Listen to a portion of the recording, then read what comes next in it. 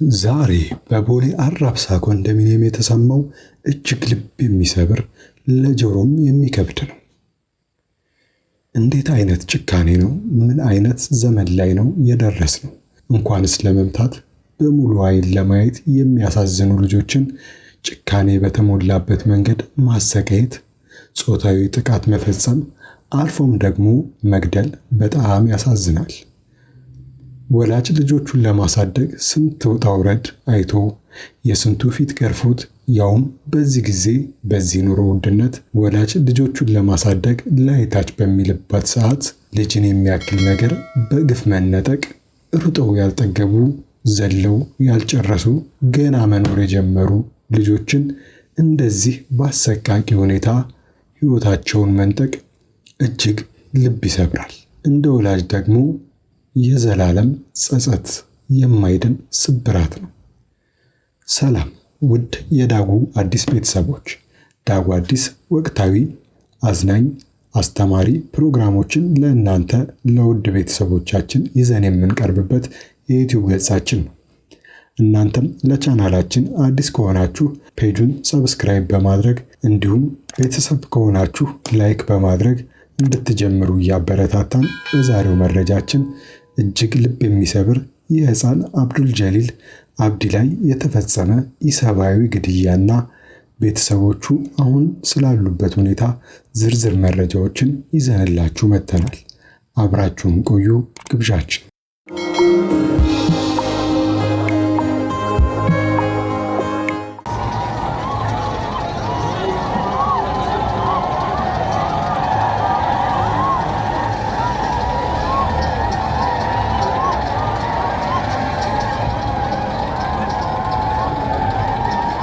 ዛሬ ከወደ አራብሳ የተሰማው ዜና እጅግ በጣም ያሳዝናል። አንገቱን ቀጭተው ገድለው ወንዝ ዳር ጣሉት። ከሰው እንዳልተፈጠሩ የሰው ልጅ ላይ ይህን ያህል ጭካኔ! ሕፃን አብዱል ጀሊል አብዲ ይባላል። የ7 ዓመት ሕፃን ሲሆን መስከረም 17 ክርስቲያን ጎረቤት ጓደኞቹ ጋር ዶሮ ስላየ አራስ ለሆነችው እናቱ እማዬ ለኔም ዶሮ ግዢ ብሎ ከተማጸናት በኋላ ቦሌ አራብሳ ከሚገኘው ኮንዶሚኒየም ቤታቸው ወጥታ ገዝታለት ትመለሳለች። እናትም ዶሮውን እቤት ካስገባች በኋላ ልጇን ሕፃን አብዱል ጀሊልን ብትጠራውም ልታገኘው አልቻለችም። ሕፃን አብዱል ጀሊል ለወላጆቹ የመጀመሪያ ልጅ ሲሆን እንደ ወላጅ ብዙ ያዩበት፣ ብዙ የተፈተኑበት፣ የሕይወትን ትርጉም ያስተዋሉበት እንቁና ውድ ልጃቸው ነበር።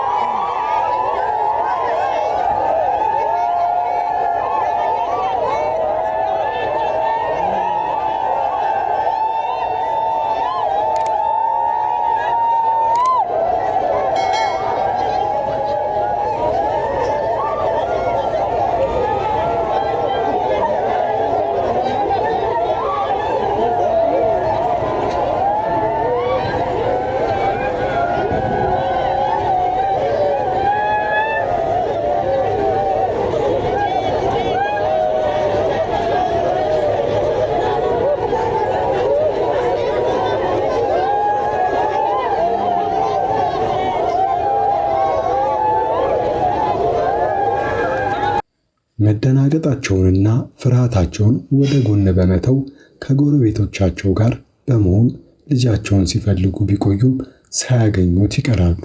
በኋላም ነገሩን ወደ ማህበራዊ ሚዲያ ይዘውት በመምጣት እባካችሁ ልጃችንን አፋርጉልን በማለት በፌስቡክ ገጻቸው የጠፉ ሰዎችን በማፈላለግ ወደሚታወቁት ወደ ባዩሽ ኮልፌ የፌስቡክ ገጽ ልጃቸውን ለማፈላለግ መጥተው ነበር። እነሱም ክስተቱን እንዲህ ሲሉ አካፍለውናል። ቤተሰብ በጭንቀትና በፍለጋ ተንከራተው ማግኘት ሲያቅታቸው ትላንት ወደኛ ደውለው እረ ልጃችንን አፋልጉን ግራ ገባን ብለው የተፈጠረውን ሲነግሩን እንደተለመደው ወደ እናንተ አምጥተን እባካችሁ በማፈላለግ እናግዛቸው አልናችሁ።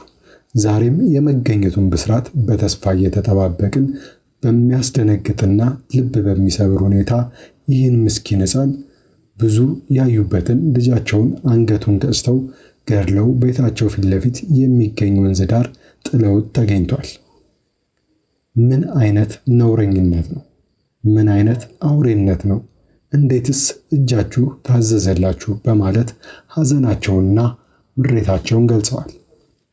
ምን አይነት አረመኔና ጨካኝ ቢሆን ነው ገና ሩጦ ዘለው ያልጠገቡ ልጆች ላይ እንደዚህ አይነት ጭካኔ የተሞላበት መንገድ በሰው ያውም ምንም የማያውቅ አንድ ሕፃን አንገቱን ቀጭቶ መጣል በጣም ያሳዝናል። እጅግ ልብ ይሰብራል።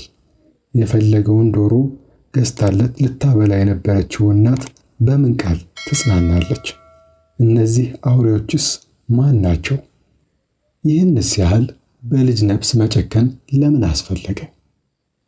ከአካባቢ ሰዎች እንዳገኘነው መረጃ ከሆነ ሕፃን አብዱል ጀሊል አብዲ ገና የ7 ዓመት ልጅ እንዲሁም ገና በአሁኑ ዓመት ነው 1ኛ ክፍል የገባው።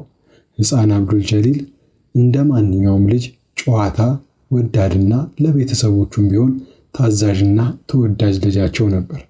ሕፃን አብዱል ጀሊል የሚኖረው ከእናትና አባቱ ጋር አራብሳ ኮንዶሚኒየም ሲሆን ወላጆቹም ልጃቸውን አቅማቸው በፈቀደ መንገድ ደከመኝ ሰለቸኝ ሳይሉ ያገኙትን በመስራት ሕይወታቸውን ይመሩ ነበር። በተለይ እናት ኑሮን ለመግፋት ሲሉ እዛው መኖሪያቸው አካባቢ የጉሊት ንግድ ይሰሩ እንደነበር ከአካባቢው ሰው ለመረዳት ችለናል።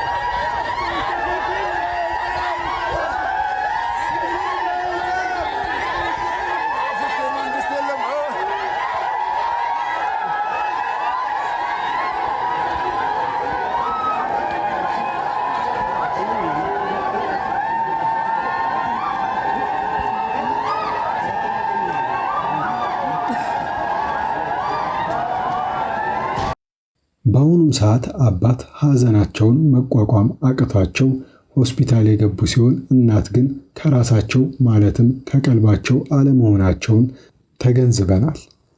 አሁን እነኚህን ወላጆች ምንስ ቃል ያጽናናቸዋል?